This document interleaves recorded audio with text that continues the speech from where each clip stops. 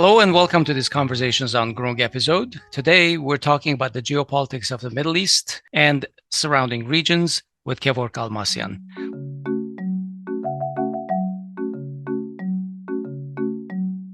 Welcome to the show, Kevork. Welcome, Kevork.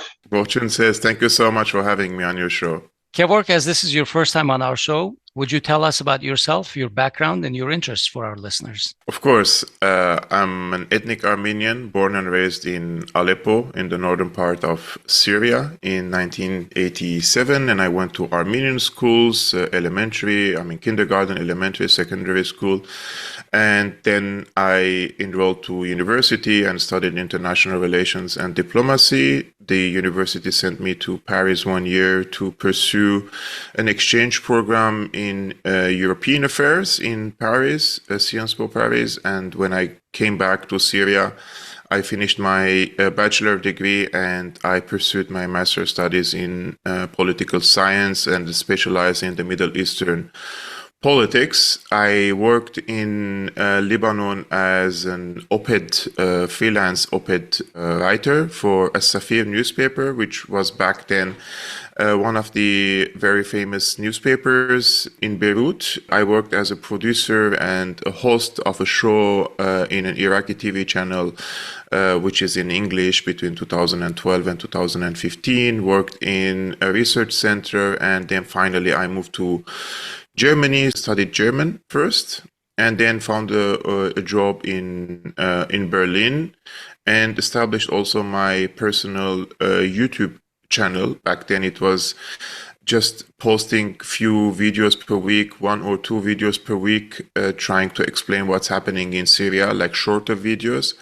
And now I developed it into more like a podcast setting. Let's say I do 1 hour shows every day between Monday to Friday about the ongoing geopolitical crisis around the world, hosting guests and sometimes just a solo monologue trying to explain what's happening around the world from the humble experience that I have academically, but also on the ground in Syria, in Lebanon, in Ukraine, in Donetsk and different parts of the world, trying to tell the people different side of a story which is hidden from, let's say, the mainstream press. So I don't claim to own the entire truth, but I ask the people to watch mainstream media, which is everywhere, and to learn what's happening from the mainstream. And I feel like it's my duty also to tell them the other side of the story so they can make up their minds. Probably the truth could be in the middle. So what drove you to actually start your Syriana analysis channel and podcast?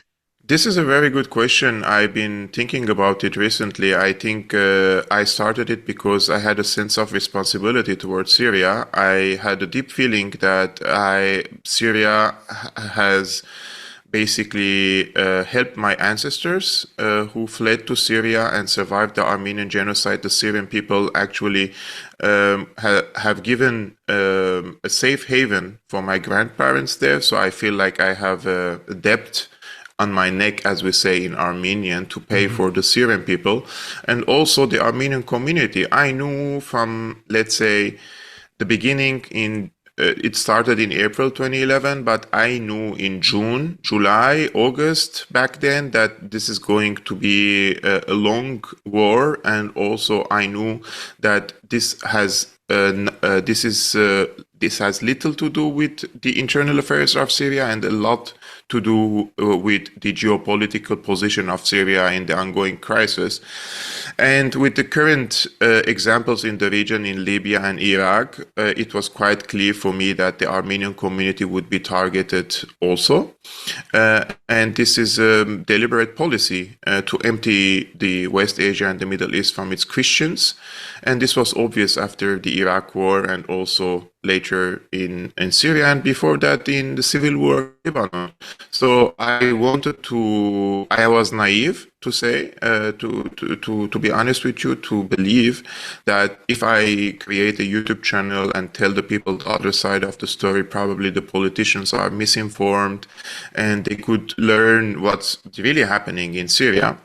But after 7 to 8 years of consistent work on this YouTube channel and around 12 million of views on my channel, and speaking with politicians here in Germany, having direct contact with many mainstream journalists, I came to the conclusion that, and this is like my subjective opinion, they know what's happening in Syria. They know what happened in Nagorno-Karabakh. They know what happened in Iraq. They know, and knowingly they pursue these policies. So there is a difference between somebody who is misinformed and some intentions.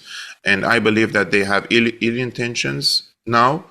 Therefore, I changed also my style from trying to explain into more confrontationalist approach against them to debunk what they are saying and doing, because I learned that they have ill intentions toward the people in West Asia, and they really consider the people there flies. You know, the proof of that is what's happening in Gaza.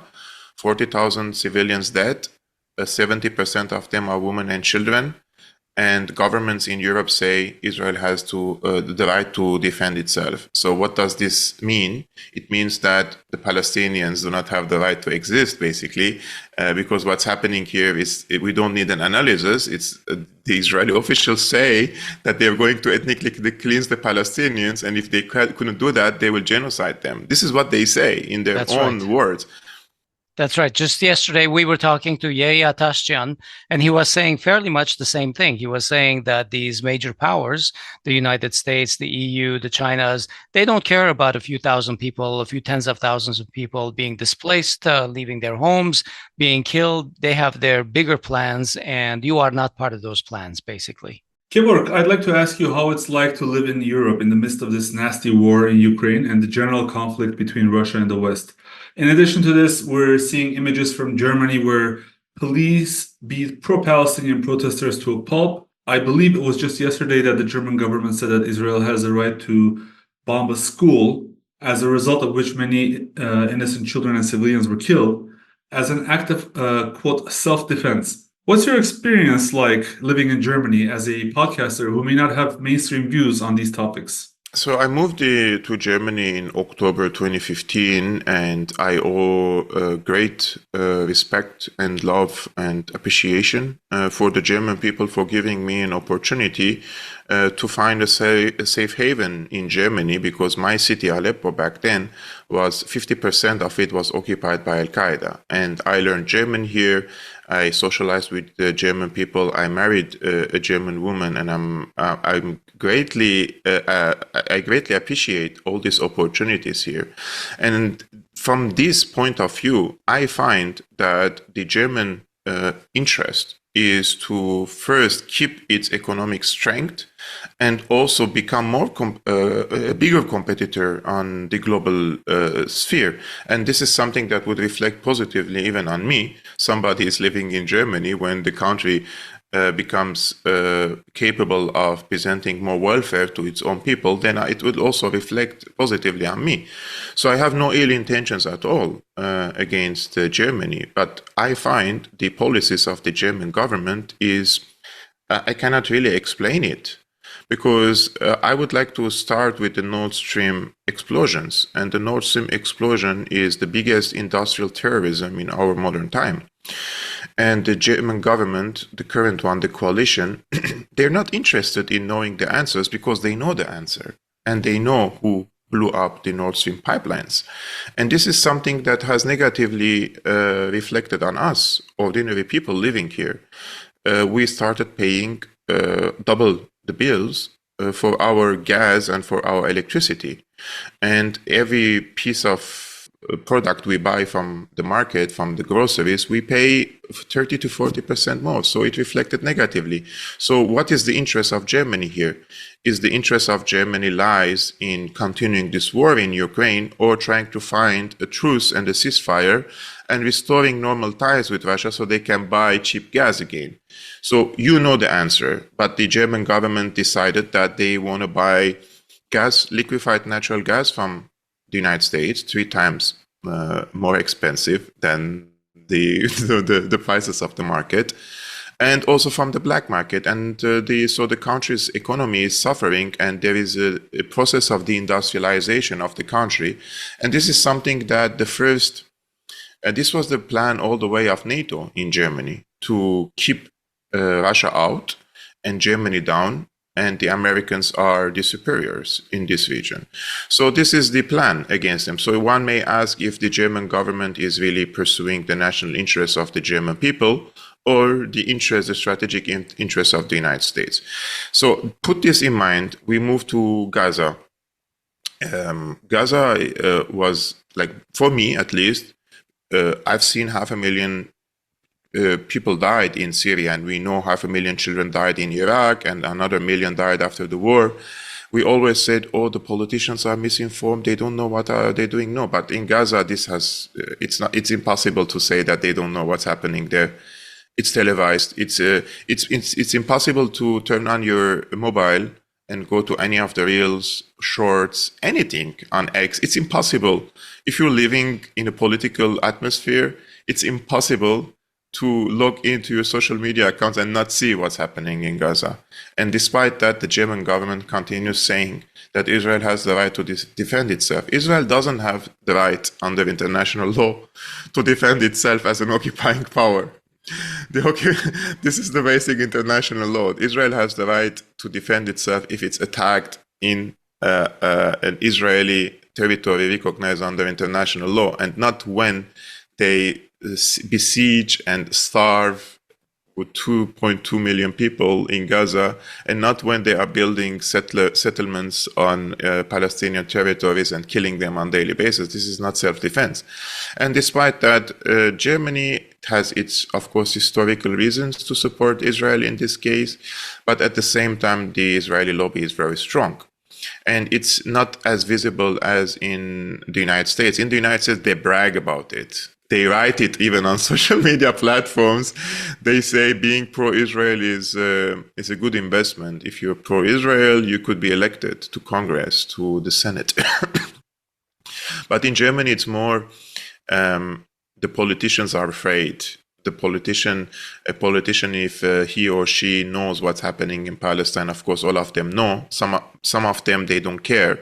And some others that do care, if they speak up, then rest assured, you need only 24 hours for reportages and scandals and videos about you in the German mainstream press, and they will commit character assassination against you, and you will be done. You will never be able to work in politics again. So that's why many politicians, they don't speak, and others, they support Israel because it's a beneficial investment for them. And this comes to the first argument that we made.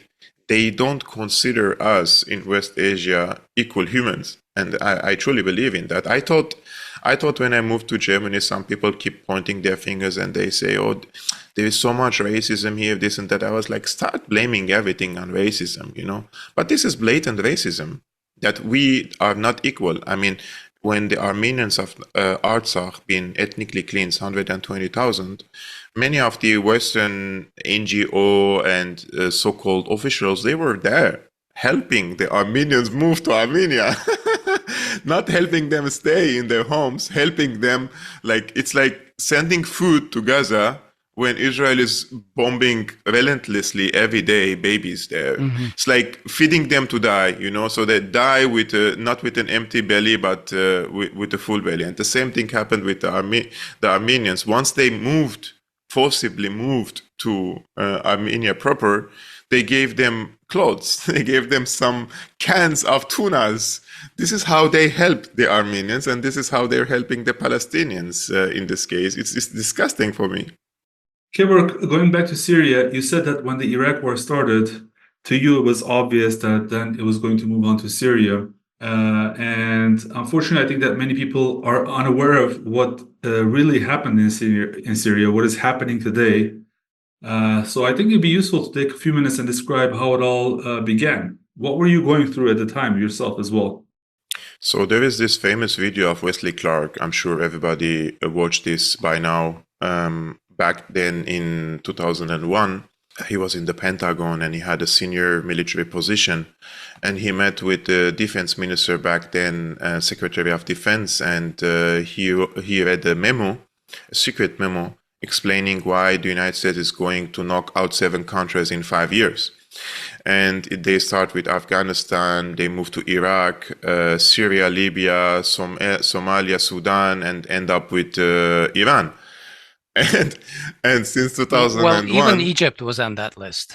Yes, and every right. single country on this list has been hit in one way or another since then. In 2003, when the invasion happened of Iraq, the Secretary of Secretary of State of the United States back then was Colin Powell, I think. No, I'm not sure, but he came to Syria, and he met with President Bashar. And he told basically Bashar, look, we don't want to invade Syria with armies. If you do some reforms and some constitutional reforms the way that we want, and also kick out the Palestinian factions, Hezbollah, and cut your relationship with Iran and stop giving weapons to Hezbollah, then you will not be targeted. And Bashar told them, like, that's not going to happen, basically. And this was in 2003. And in 2005, they tried, the first attempt was to create a chaos in Syria, was in 2005. They called it Damascus Spring. And this just came during the same time when the assassination of Hovik al-Hariri happened in Lebanon, which eventually led to the withdrawal of the Syrian forces from Lebanon. Now, I'm not saying that the Syrian forces should stay in Lebanon, but this was, when we see who benefited from the assassination, the Syrians didn't benefit from the assassination. They had to withdraw from Lebanon because back then they considered Lebanon a buffer zone between Syria and Israel. So the battle was in Lebanon. But once they withdrew from Lebanon in 2006, Israel invaded Lebanon, right? Because there was no Syrian army, but the Syrian army left all its stockpile in Lebanon and has given it to Hezbollah and opened its warehouses to Hezbollah, so Hezbollah can fight back against the Israelis. Israelis never have forgotten that in 2006, how they were humiliated and withdrawn from Lebanon. So since then, they were planning on a regime change, a coup d'etat scenario in Syria. In 2010, the former French foreign minister, he has a famous interview on France 24, France 24. He says in 2010, he met with the Secretary of State or the Foreign Minister of Britain, and he asked him if he wants to be part of a regime change operation in Syria. And he said, no, I don't want to be a part of a regime change operation in Syria. This was in 2010, before any protests erupted in Syria. Now, the Western governments, they capitalized on a difficult situation in Syria back then after a long drought in the eastern part of Syria, and many of the Syrians were displaced from Deir ez-Zor, Hasakeh, Qamishli in the eastern governorates to the major cities because the agricultural sector has been hit badly. So there was also mismanagement of this drought crisis, plus the corruption. Syria is known for its, the public sector is very corrupt, like it's visible. Mm-hmm. This is the difference between the corruption in Syria and compared to corruption in, let's say, more developed countries. The corruption there is very visible. It's on a minimum, it's on the popular level. Like everybody just wants to issue paper, then you have to pay and you have to give bribe, this and that, so people can see it.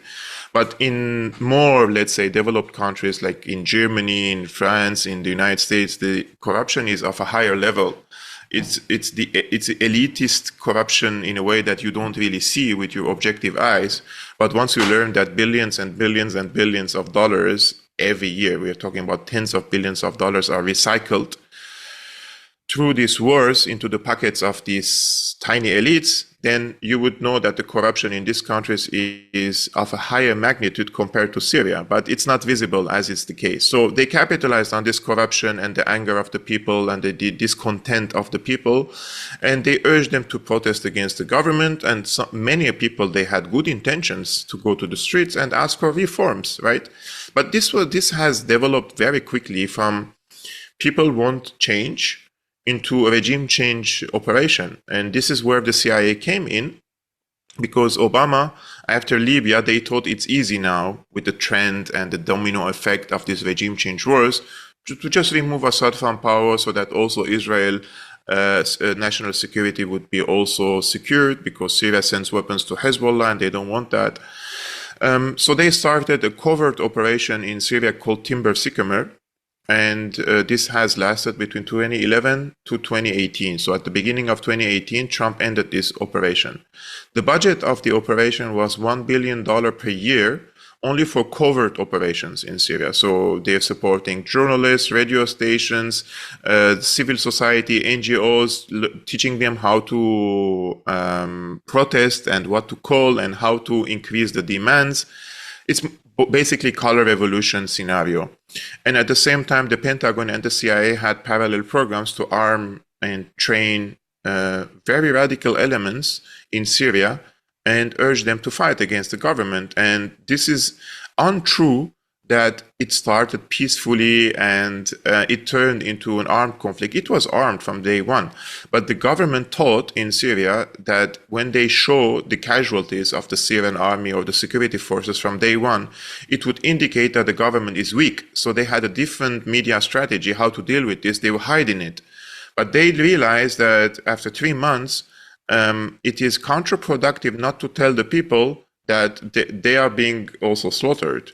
So in June, there was a big incident in Jus al-Shurur in Idlib, and these so-called rebels, they slaughtered like 120 Syrian army and security officers, slaughtered them with knives and different objects, and they televised it. They showed it to the people. So the government was here obliged to tell the people the truth of what's happening there. And these Islamist elements, they were really trying to destabilize, mostly the Muslim Brotherhood and Al-Qaeda elements. Now, some people say, Kevork, you're being pro-government, you're telling the government's point of view.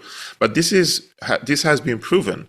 In 2012, the Defense Intelligence Agency of the United States, so this is belonging to the military, they sent a memo to Obama.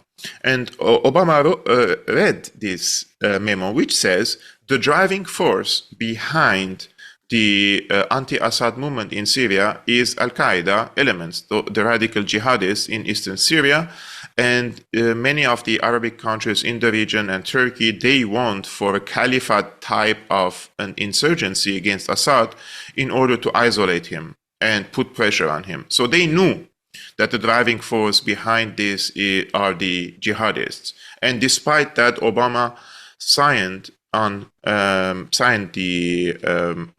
permitted the CIA to continue its operations in Syria, and this has led into what is called Al-Nusra Front, which is the franchise of Al-Qaeda, and then they were split into two. We had ISIS and Al-Nusra, and it's not like I find it hard to believe that the United States didn't know it. No, the United States basically supported these groups.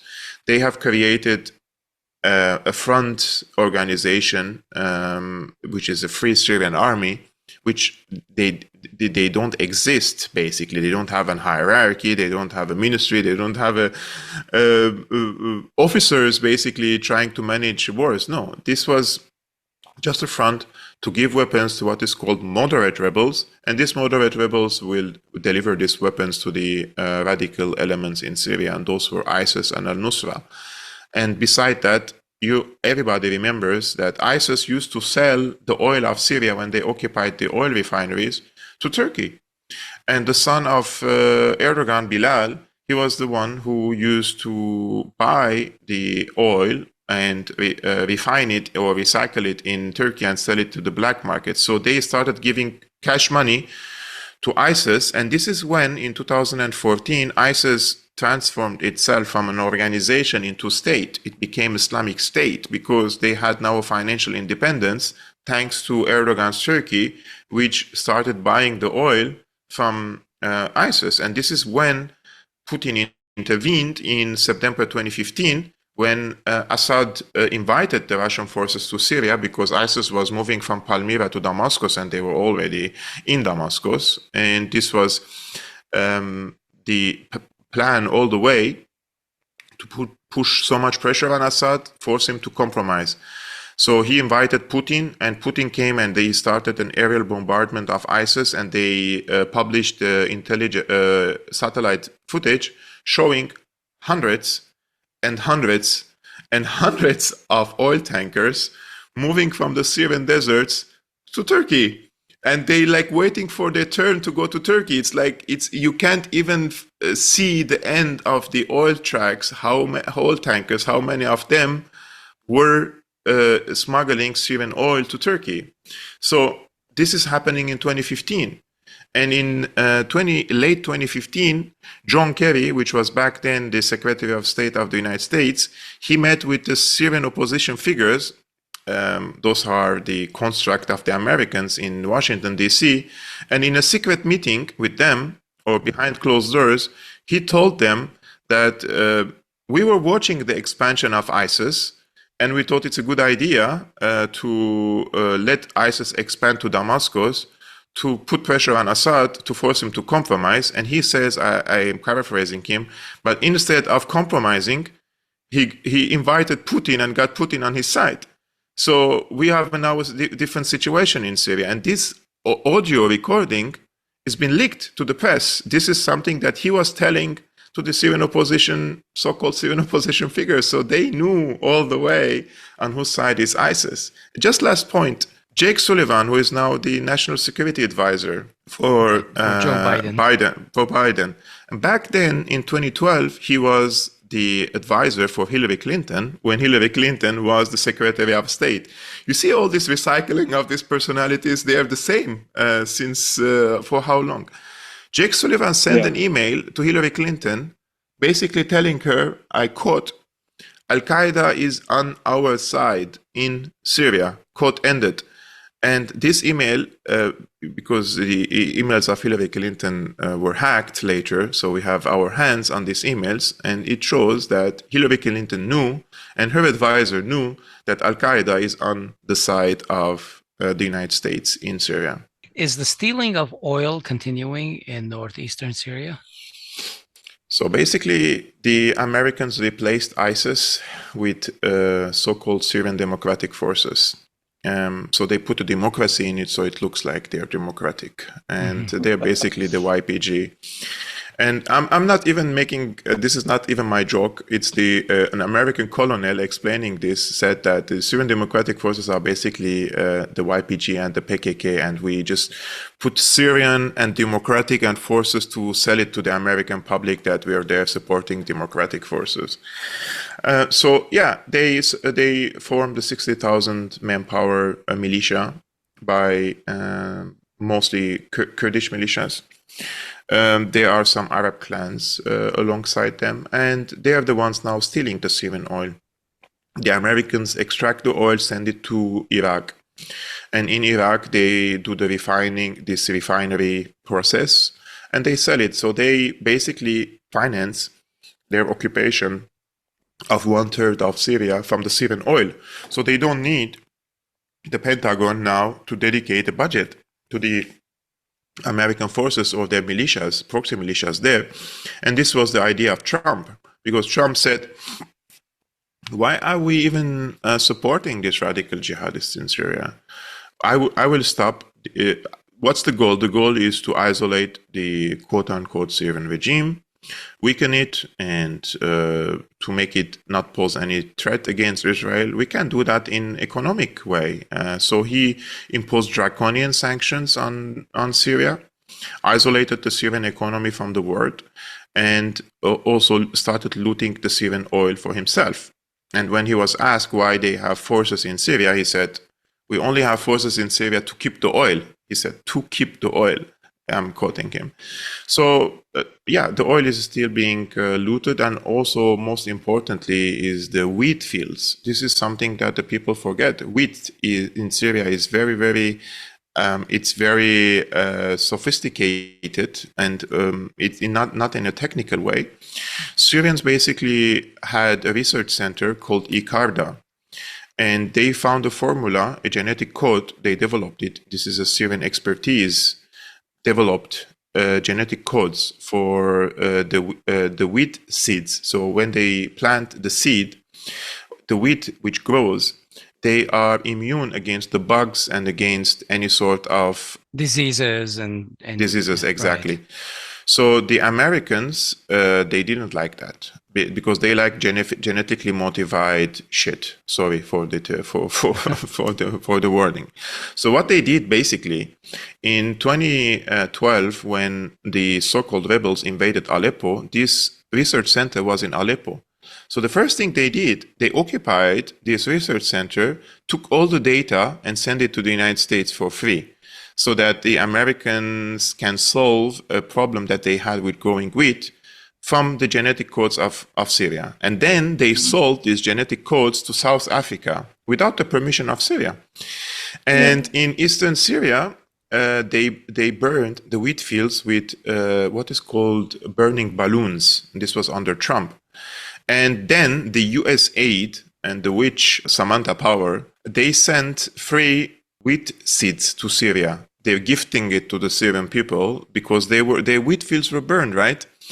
And we learned that those are genetically modified seeds. So basically, they poisoned the Syrian soil by sending genetically modified seeds. And I had an access to some of these seeds because I had contacted my contacts in Damascus, and I asked them if they have any evidence, because they have people in eastern Syria delivered them the seeds, and when they did the research and studied the seeds, they learned that those are genetically modified. So it's a warfare on different levels, economic, food, energy. You mentioned resources, you mentioned oil. John Mearsheimer addresses this in his book on the Israeli lobby, and he makes the case that the decision to attack Iraq and therefore start this whole chain reaction of wars, which now includes Syria, was motivated primarily by the Israeli lobby.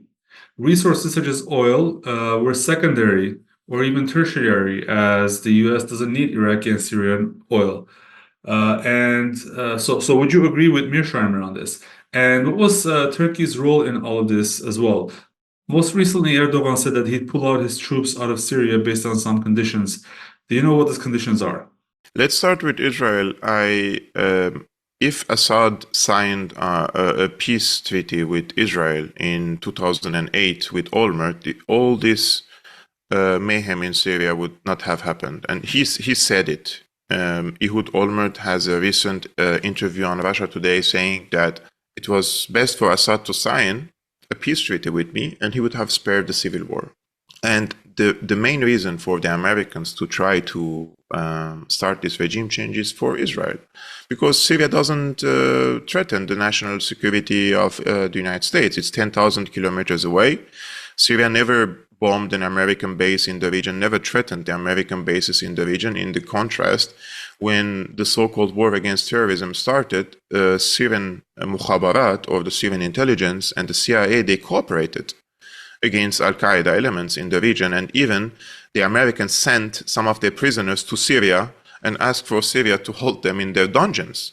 So Syria was cooperating with the United States in the context of a war against terrorism. The main problem was Israel, that Syria has dared to give sophisticated weaponry to Hezbollah, and Hezbollah delivered them to Gaza. So Syria didn't only give some Katyushas, let's say, to Hezbollah. Syria gave knowledge. It's a long knowledge.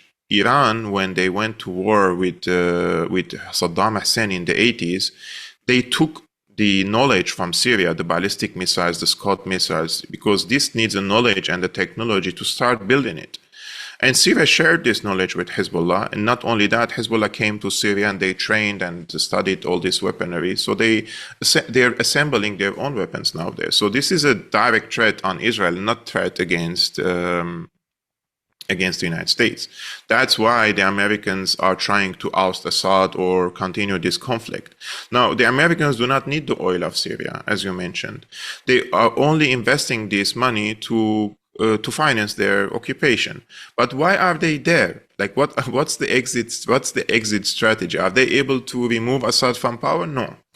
Is there a project now to continue the war in Syria? No. So why are they staying on the eastern shore of the Euphrates? And I will tell you. They are encouraging the Kurdish militias to pursue an autonomous entity, political entity, on the eastern bank shore of the Euphrates. And this is part of the Greater Israel project in the region.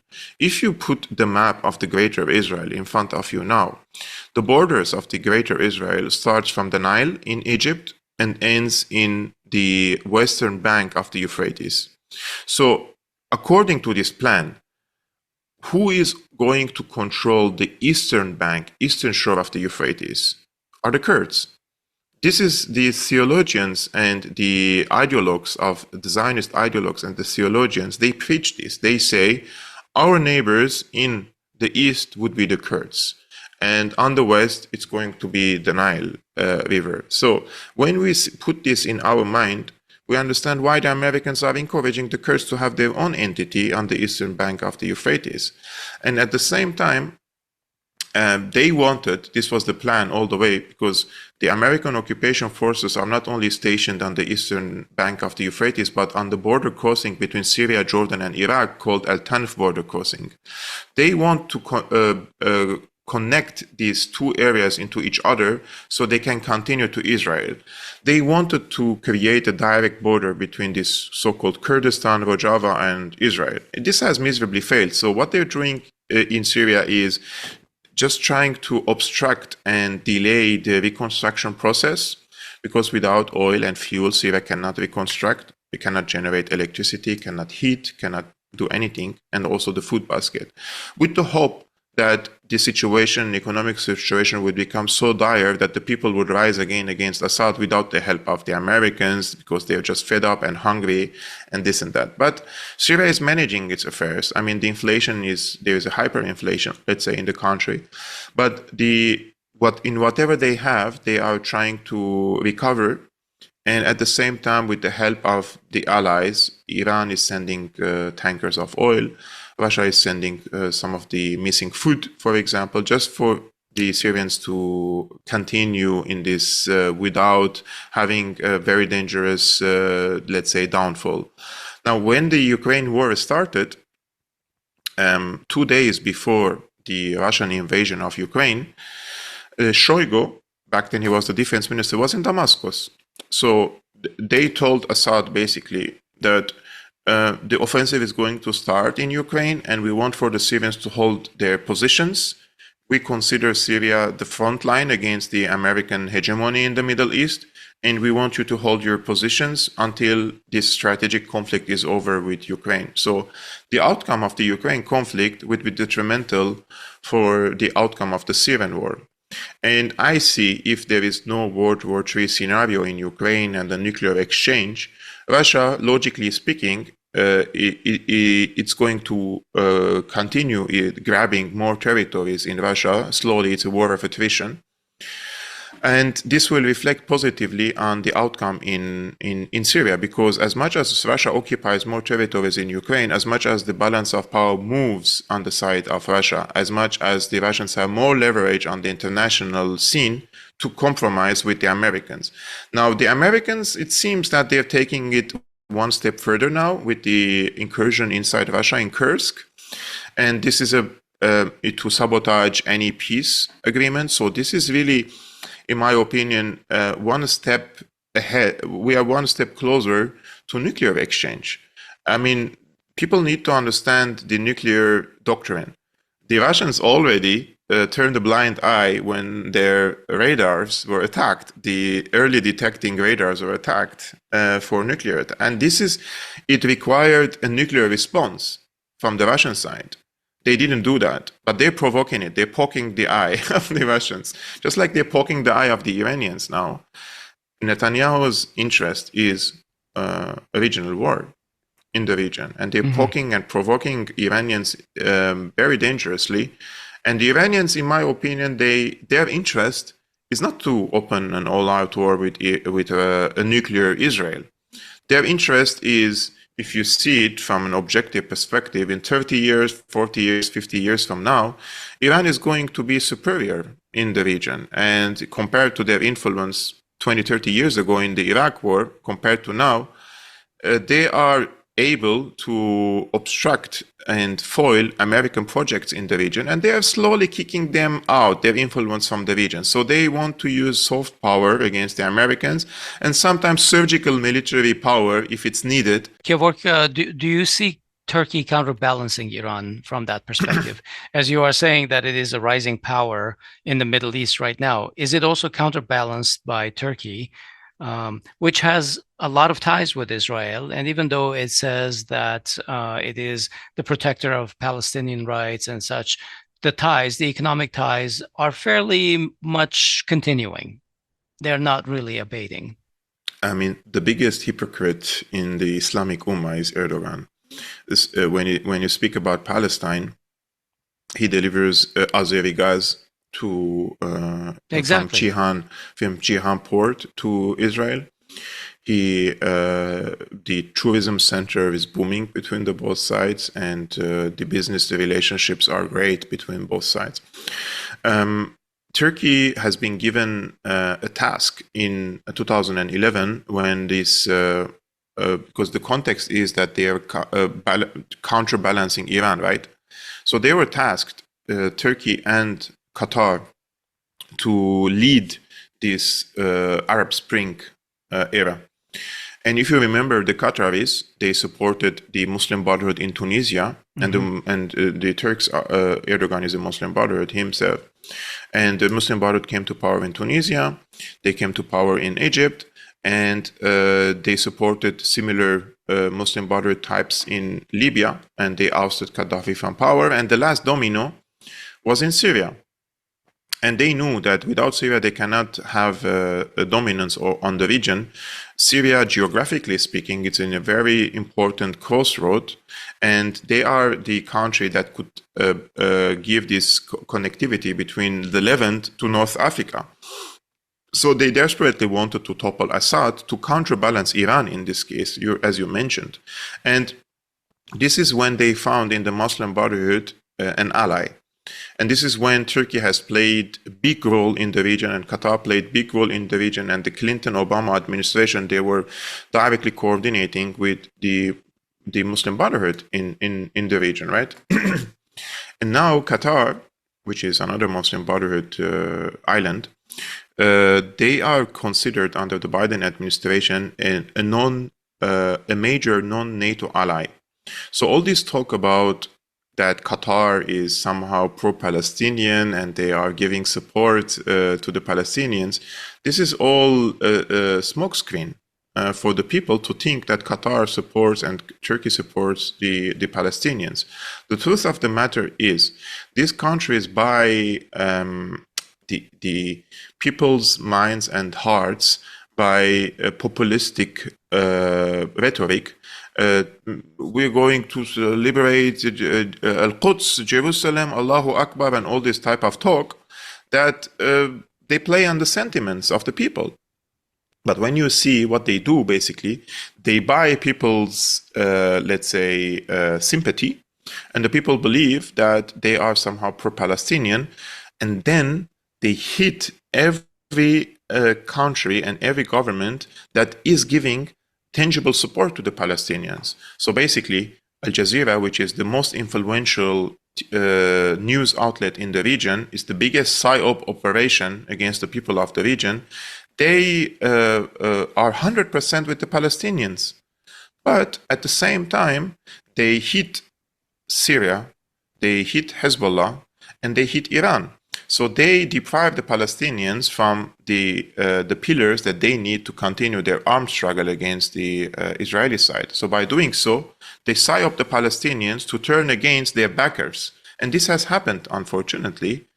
I don't know what's the percentage of the Palestinians, but during the Syrian war, I was shocked to read comments on Palestinian pages and big platforms that they support these so-called rebels in Syria. And these so-called rebels are supported by the US and Israel.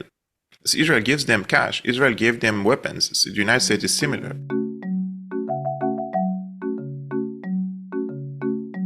Hovik, let's just take a moment here. We'd like to remind everyone to go to our donate page, podcasts.groong.org/donate, and consider buying us a coffee or two, or better yet, become a sustaining member of Groong and give monthly.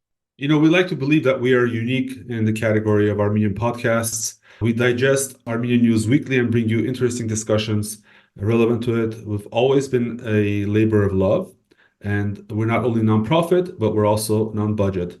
Just 2 to 3 friends who have committed our lives, time, and effort to understand the world around the Armenians and sharing that understanding with you. Of course, we will continue our work as we always have, but we are stronger with you than without you. Your support will help us expand our reach to more people who are interested in Armenian news and affairs around the world. So please visit our donate page, podcasts.groong.org/donate, and consider supporting us. Thank you in advance. We appreciate your listening to us and take that trust and your support very seriously. Thank you.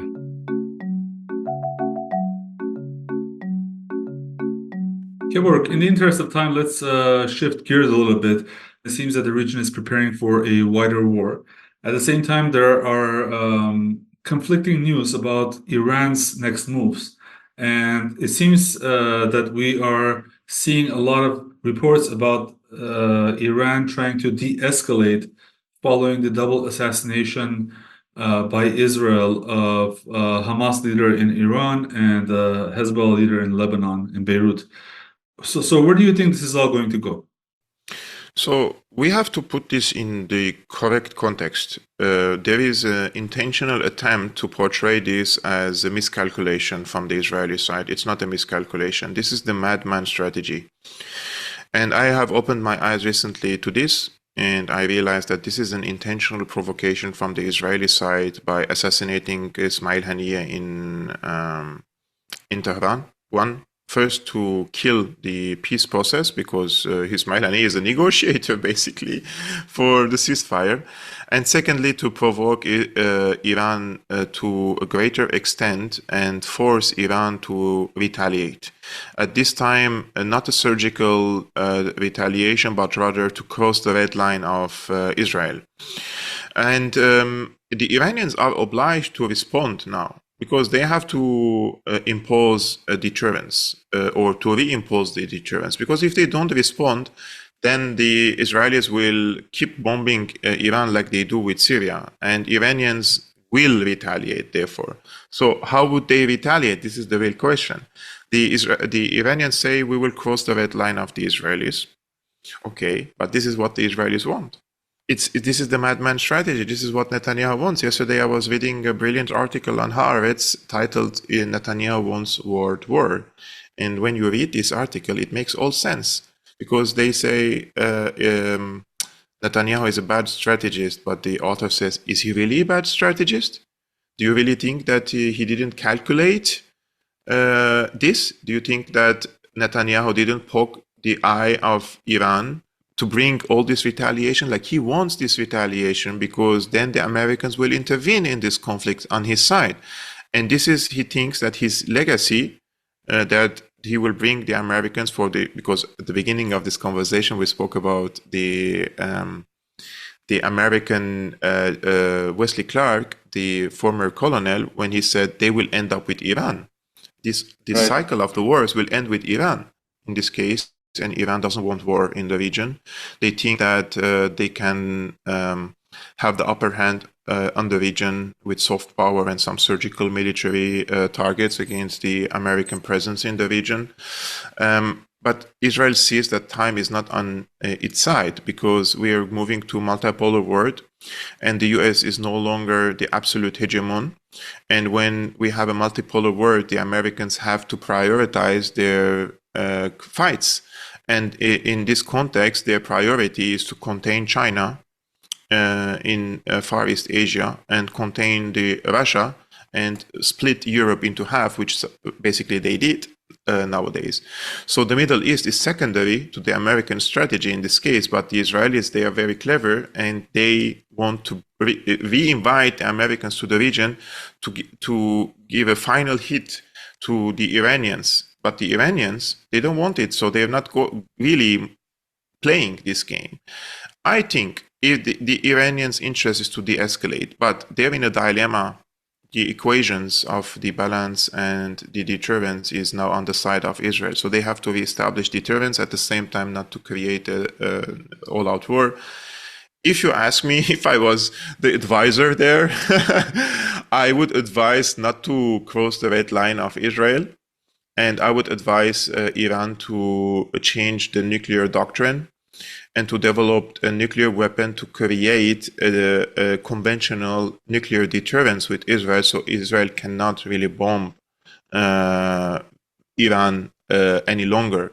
Remember, when Syria had chemical stockpile until 2013, Israel didn't dare to bomb Syria like they do now. Now we have hundreds of airstrikes against Syria after Syria lost its chemical stockpile. And I'm not a proponent of developing this type of ugly, dirty weapons. If Israel gives up its nuclear weapons, then the entire Middle East should be clean of nuclear weapons. But as long as Israel has 200, 300 warheads, that means they can destroy the entire region, whereas the rest of the region, they're not able to defend themselves, right? So in this case, you need a conventional nuclear deterrence to stop the war. And this is what stopped the war in North Korea. This is why the Americans do not invade North Korea. Do we like the system in North Korea and how it is? Of course not. We would like for the Korean people to have a better political system. We would like them to have a better lifestyle and everything and welfare. But at the end of the day, they spared American invasion by having nuclear weapons, and this is what other countries are trying to do. This is the only way in a jungle, because we don't have what is called rules-based international order. There are no rules. There are no international law any longer after what happened in Gaza. The ICJ, the ICC, and every human rights organization says what's happening is a genocide. Then the officials in Europe and in the United States say otherwise, which means that we don't live in law and order.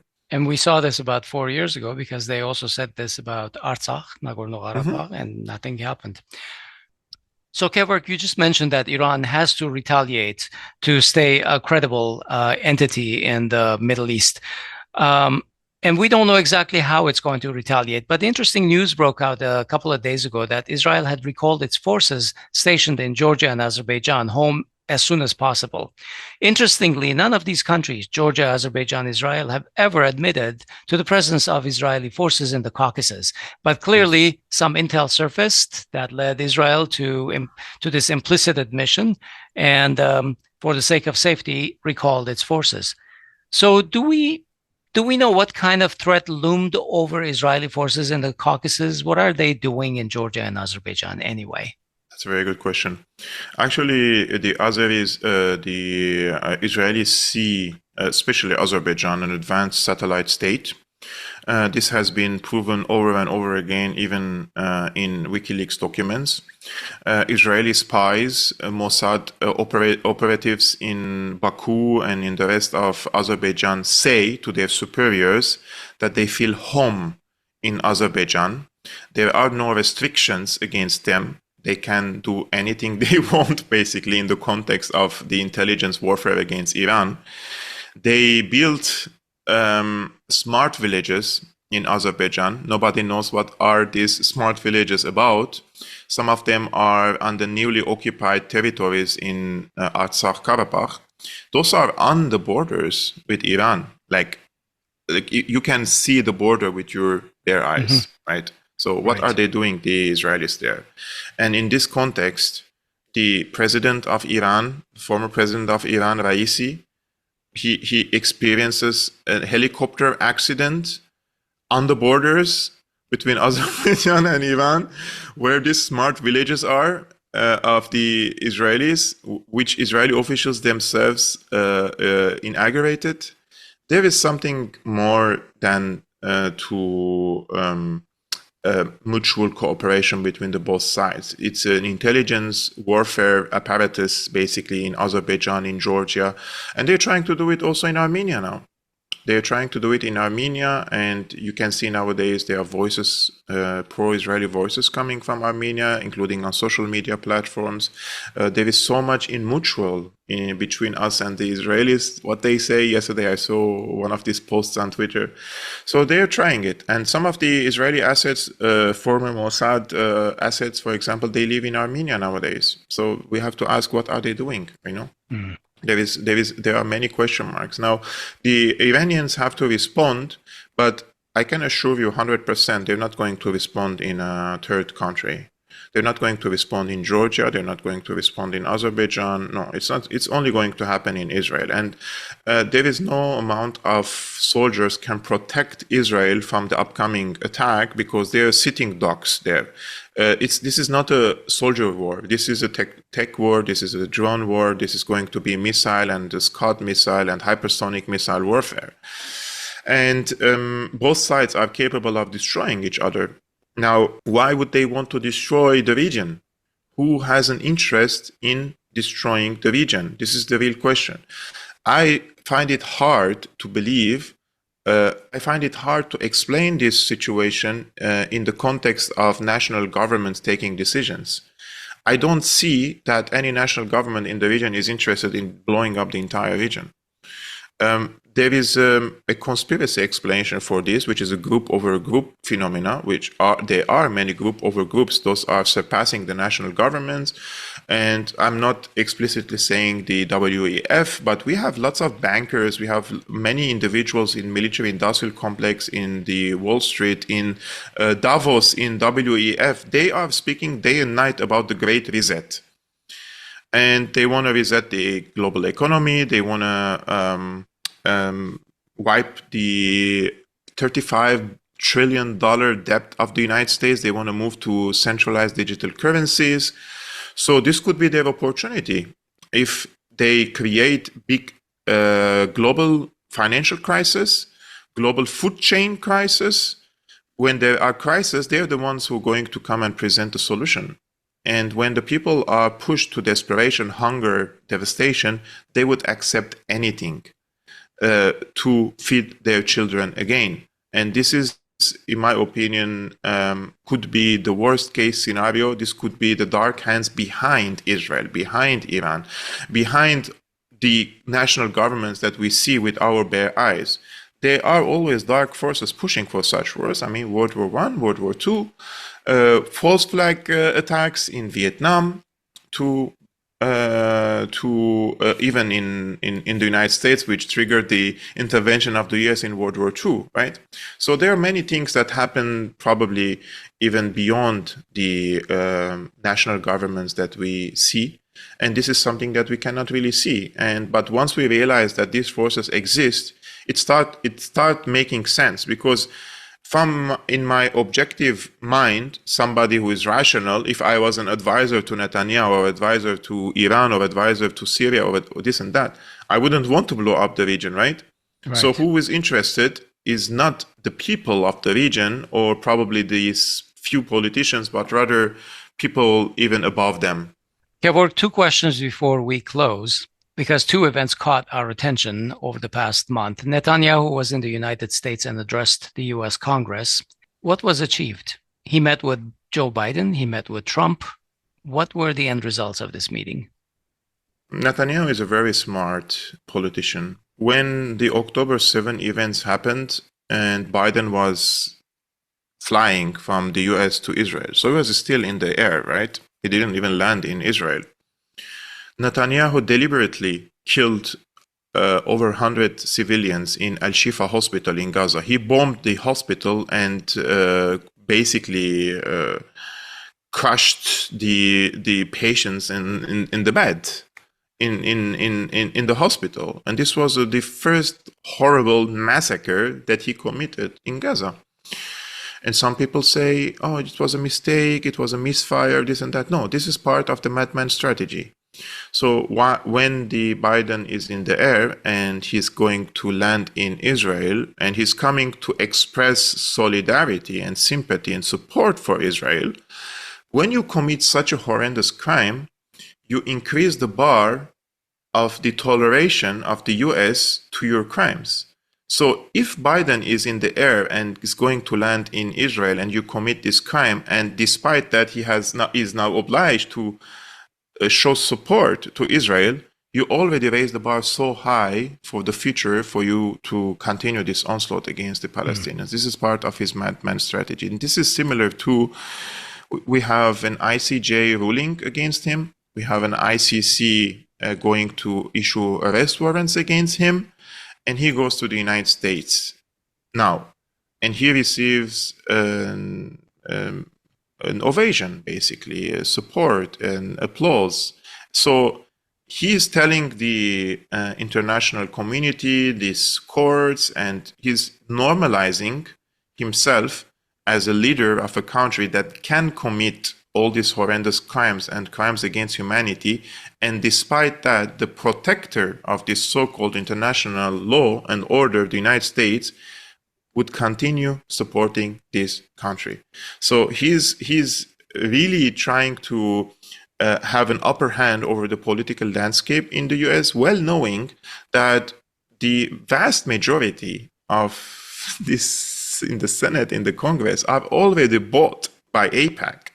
And this is no longer a secret. AIPAC funds and gives direct support, financial support to the candidates, or they fund and support the counter candidates for any candidate that is pro-Palestinian or wants two-state solutions, this and that. So Netanyahu is now, in my opinion, is the one who is making the rules, and he's the one who is drawing the strategy of the US by forcing it to come to the region now and sending all these warships and aircraft carriers to the region.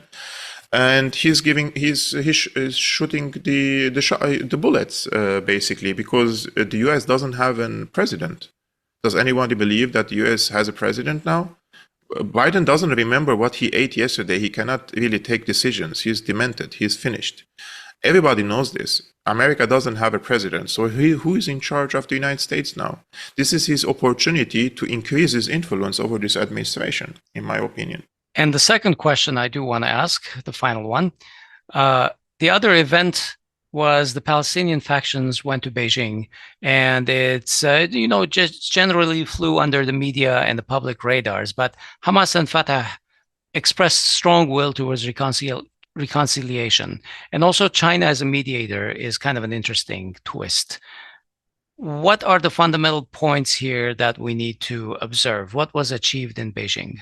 So China is presenting itself as it's not an alternative to the United States, but rather a peace broker. And they are showing that there is an alternative way in solving crisis.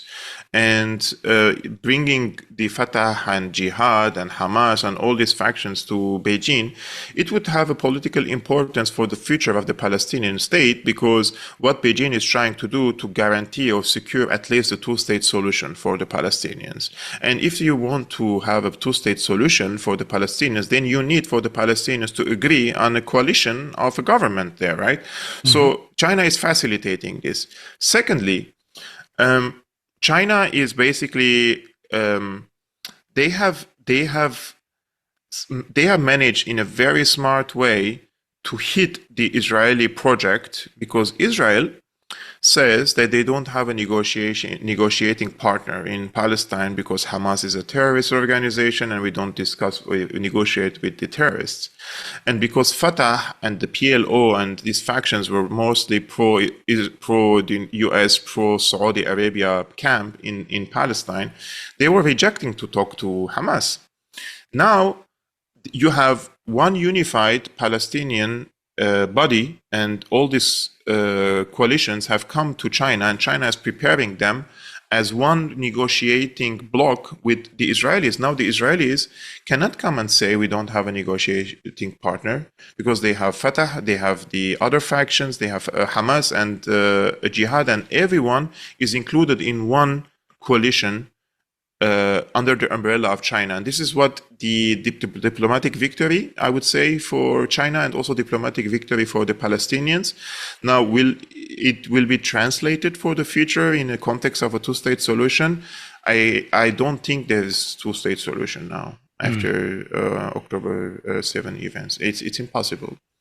After what happened, and I don't think that Israel in the current form can be eligible and has the legitimacy for a two-state solution after all these crimes against humanity in the Gaza Strip. I think that they have to be an international conference.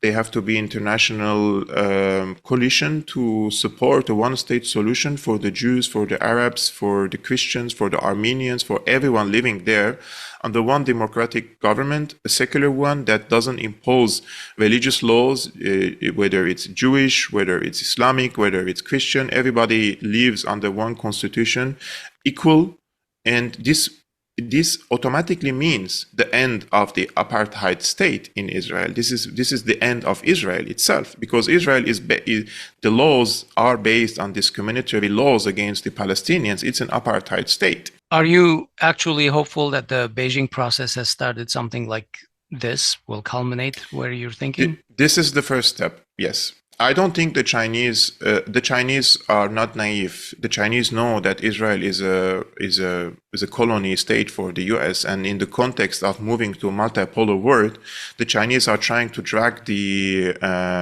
carpet under the feet of the Americans in the Middle East and trying to solve this. Because remember, what's the interest of China in the region? Is the Silk and Road Initiative. They want to reach to the Mediterranean, but if they want to reach to the Mediterranean, they need a peaceful region. You cannot really go to the Mediterranean when Syria is in chaos, when Israel-Palestine is in chaos. You don't have any other access to the eastern shore of the Mediterranean. So it's in its economic interest to restore peace and stability in the region. And this cannot be, in my opinion, there is no sustainable peace in the region unless there is a one-state solution and everybody is equal. And if there is any Zionist from Poland, from the US, from Russia, from this and that, they don't accept one country that gives equal rights to its citizens, it's their problem. Because I don't think that there is any Palestinian who would reject the one state when they are treated as humans, because they are not at the moment. All right. We're going to leave it there for today. Thank you, Kevork. This is a very interesting conversation. Thank you so much for having me. I really appreciate it. We'll talk to you soon, I hope. Thank you so much, guys. I'll see you soon.